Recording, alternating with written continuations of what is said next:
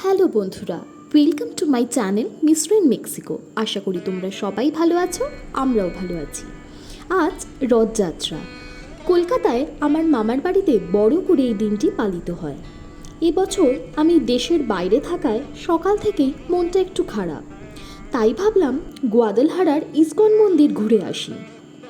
যদিও এখানে আজ রথ পালিত হয় না, তাও রথের দিনে জগন্নাথ মহাপ্রভুকে দর্শন করার মধ্যে যে তৃপ্তি আছে তা ছাড়ি কী করে। আমরা চলে এসেছি মন্দিরের ভিতরে এবারে ঢোকা যাক।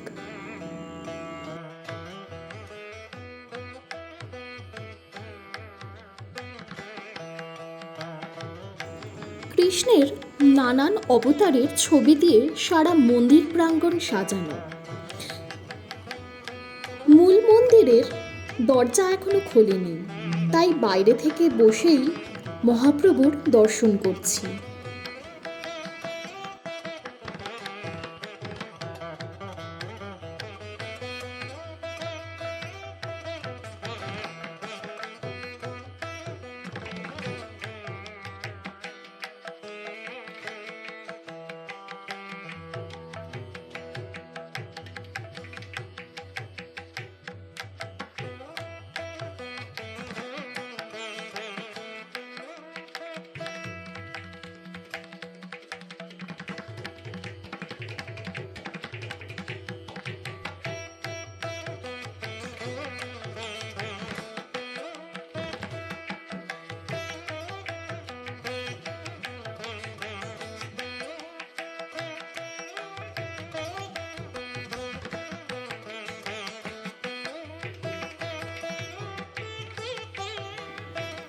পুজোর আরতি শুরুর আগে স্বামীজি ভোগ নিবেদন করলেন ঠাকুরকে, তাই মন্দিরের পর্দা কিছুক্ষণের জন্য ফেলা হলো।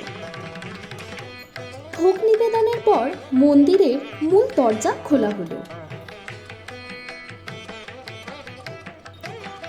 আমরা ভিতরে প্রবেশ করলাম।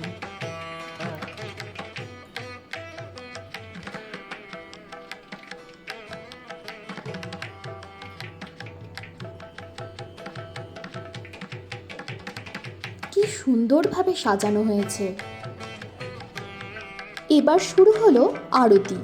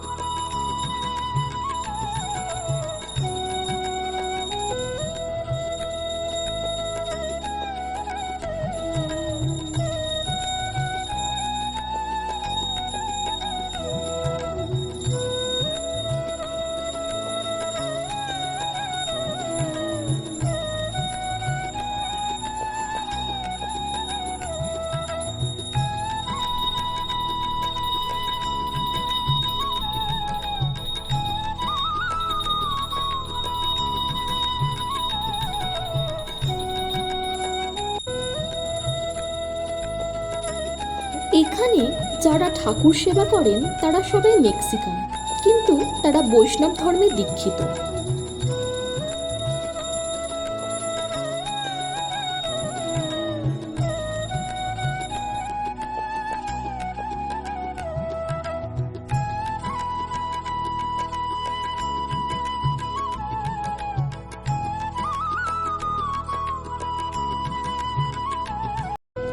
এখানে বিভিন্ন অনুষ্ঠানে এইসব বাদ্যযন্ত্রগুলো দিয়েই কীর্তন ও প্রার্থনা করা হয়।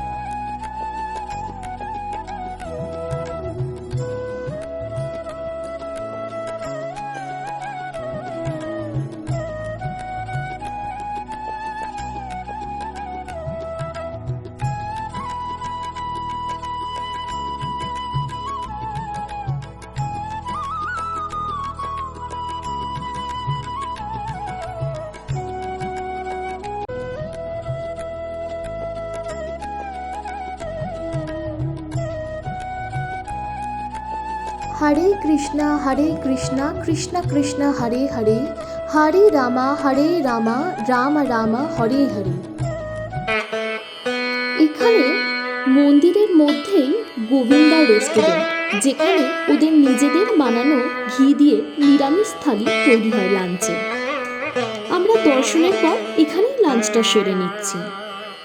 থালির মধ্যে রয়েছে আলুর পরোটা, ফ্রাইড রাইস, ডাল, পাঁচমেশালি সবজি, স্যালাড, রায়তা আর শরবত।